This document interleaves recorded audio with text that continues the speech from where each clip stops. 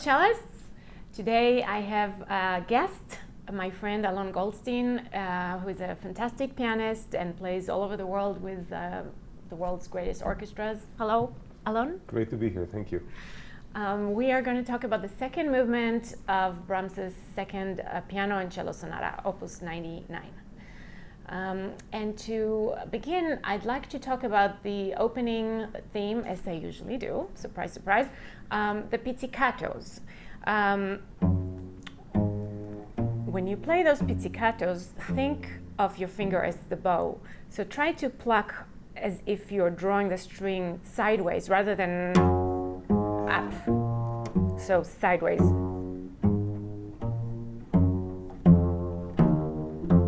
If you can hear it, but I hear that the sound is darker and more lush this way. It's an amazing thing what you just said. It struck me when I learned the second movement, which is obviously a big sonata movement, second central movement of a piece. When was the last time we heard a lyrical second movement of a piece with an opening tune in pizzicato? That should be some kind of a scherzo-ish thing. Very unusual. But exactly what you said makes the pizzicato also more lyrical, more grand, rather than plucked. So I thought that was great. I loved it. I've heard this movement being described as a funeral march, and Alon and I had some discussions about it, and disagreements indeed. But that's okay. That's just food for thought, I think. Yeah, it's always, we are all having different inner pulses and different heartbeats in our own character. So that obviously yields to different tempi. Two things that I like to examine when I choose a tempo is one, if I can conduct it, and trying to conduct an adagio in 2 rather than in 4, which I find many people play. If I'm a conductor, and that's a very fast tempo for the beginning, for me, for cellists. Of course, but if I'm a conductor, would you say that I'm conducting an allegro now? So okay, let's play still. Dum, bum, bum, bum, bim, bum, bim, bum, bim, bum, bim, bum, which I find to be a great tempo.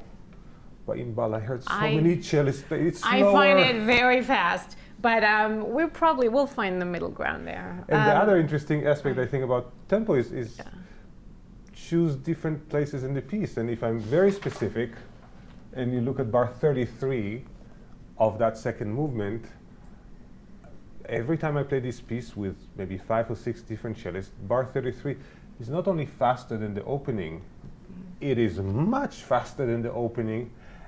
And it brings us back to the fact that in romantic music especially, a tempo does not have to stay constant throughout the movement. Yeah. But there should be some kind of a relationship. And, but I think it's more important that we raise these awarenesses, and then people make their own choices and their own decisions. Right. Can I say one more thing? Yes, please say. You're here. We are in a great sonata which has a very symphonic texture to it in F major, right? And what do you mean F major? I'm looking at this key and it's F sharp major, and I advise everyone to try to think of any piece they heard, whether it's a symphony or a sonata, where the relationship between first and second movement was the first movement and the second movement being half a tone, up, the Neapolitan key up. Let's play the last 5 bars of the first movement for you to hear as they are written in F major, and we will play the beginning of the second movement again in F major instead of F sharp, and let's see how that sounds.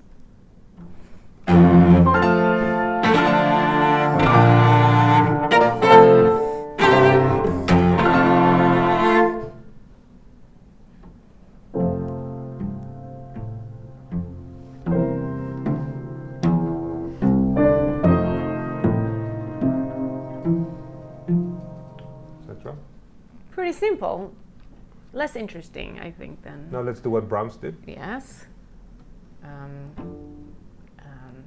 Last 5 bars? Yeah.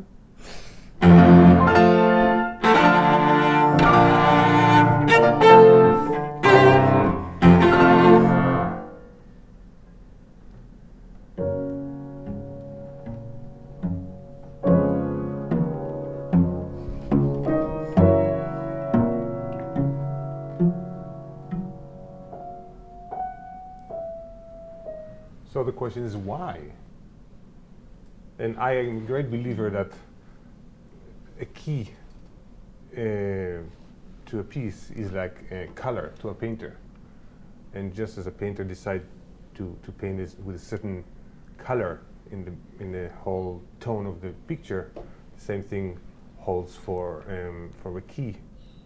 Now this is an F major. He had the opportunity to do the second movement in F major as well, or in the subdominant B flat, if it would have been something like yeah,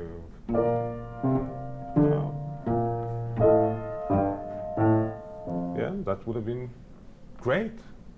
That's what I would do. But he chose F sharp major. Whoa. And I think a great thing is always to go to other composers or Brahms' own and try to find other F sharp major pieces. There's a great sonata by Beethoven in F sharp major, opus 78. It's something very celestial, like, almost like a prophecy. I love this sonata. Yes, very concise, but very unusual key. It's almost Beethoven decides to walk, or in this case, Brahms decides to walk in a territory that no one stepped before. Like, I'm going to choose a certain color for this picture that has not been experienced with others. Very, later on, 20th century Messiaen used a lot of F sharp major when he, his pieces are religious. There's something very, almost religious. Can you play for us more from the Beethoven sonata in F sharp? I think I remember it all. Yeah.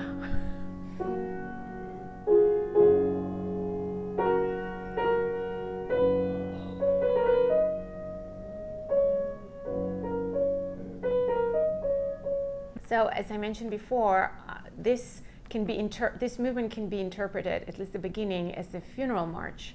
And I asked Alon to play the very famous funeral march from Chopin's Sonata number 2.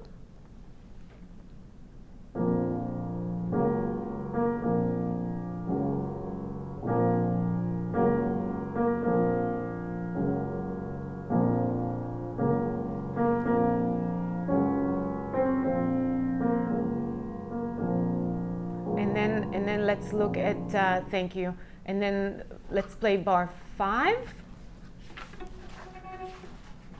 Sorry. Oh, it's okay.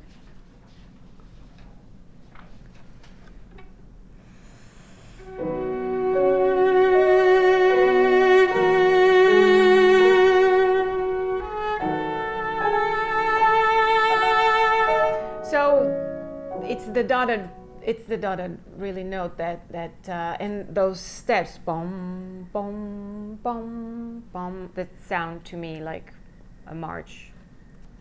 There is something of a march quality there. Boom, boom. So not just not funeral, I just don't know if I need more dotted rhythms for carrying a body. Another, I think, really striking aspect in this grand movement is how rich it is in musical ideas. And we discussed the character of the opening theme with its pizzicato and its long line. Then there is the theme that starts in bar 12, which to me sounds almost like a certain anthem. It has such an all-embracing, I love you world to it. You want to play it?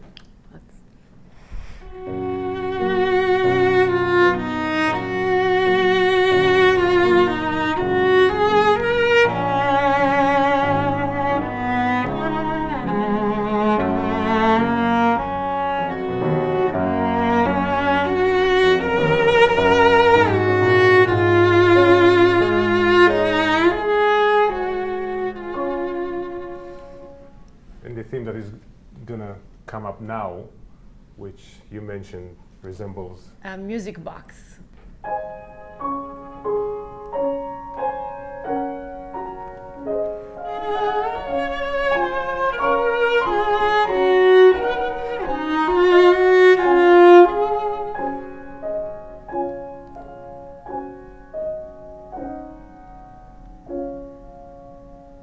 Now comes another musical idea. It's almost like he has so many wonderful ideas of different characters that he brings just one after the other, even without transition, as we can see. There's an idea, and then coming the next idea, and then coming the next theme. And each theme has a different character, and again, adds to the incredible richness. And then looking at the espressivo, before the key change, we're changing to F minor.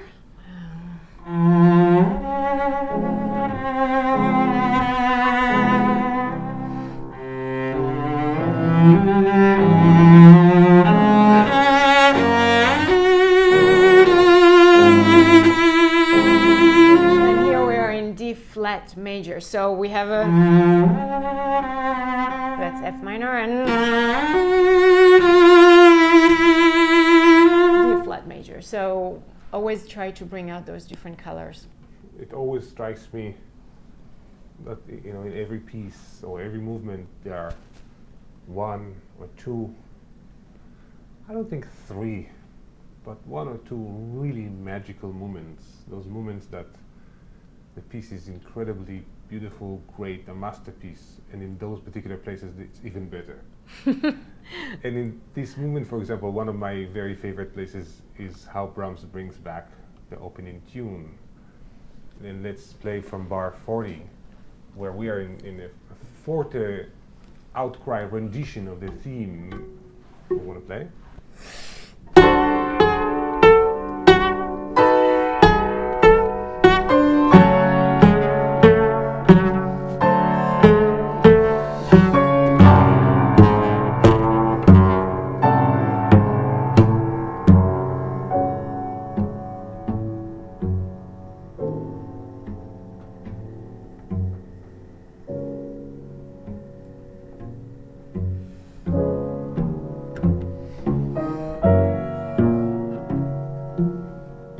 Do you like sneaking into that new, returning into this tempo, or I kind of like to start slower and then kind of. I think what you did sounded beautiful. I'm so in awe, or I'm awestruck by the fact that 2 bars before that return of the tune, I was. This is almost writing something. This is ugly. This is modern. That's not someone trying to play or trying to write beauty and love. The way it's written is expressing outcry and outrage. And 2 bars later, he finally returns to church.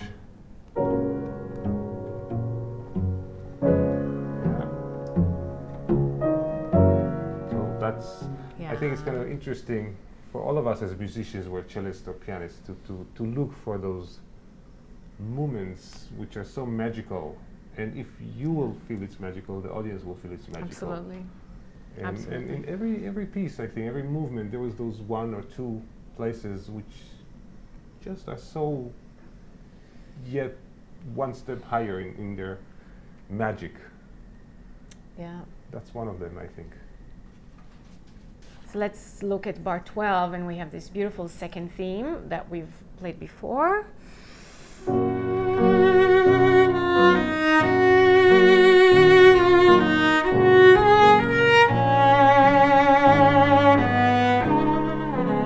then when we look at bar 56, we have the same theme except in D major.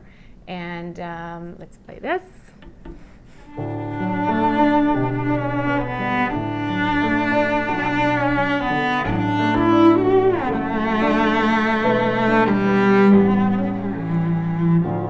So, what does D major say to you, Alon? Since I'm in a religious mode at this moment, you know, D major in, you know, Baroque era is the key of glory. It's wonderful. The Vivaldi Gloria in D major. And again, this is the recap, so to speak. We're in F sharp major, so we were supposed to have the home key right now, because we are the recap. We have to resolve. So it's F sharp major. We should have had it in F sharp major. And why D major? Well, because maybe he's thinking in religious terms. Maybe he's thinking of the color of glory, the color of a church like color. I don't think it's a coincidence. I think Bach is extremely aware of that aspect of key and relationship. But Brahms adored Bach, as we know. Well, everyone adored Bach. Who didn't? Yeah, exactly. So again, I think it's very important for us musicians just to be very aware of all these choices, which obviously are not coincidence. They're very well aware in his choice of the recap, which is supposed to resolve the so-called tensions of the exposition and development. So he doesn't resolve it in F sharp major, he resolves it in D major, as if maybe getting even closer to God, or closer to however you want to look at this. But I think there is something very religious in this movement. Brings me back to the funeral march idea. Possibly. Thanks for watching, and thank you, Alon, for being my guest today. Wonderful to be here. Thank you. See you next time.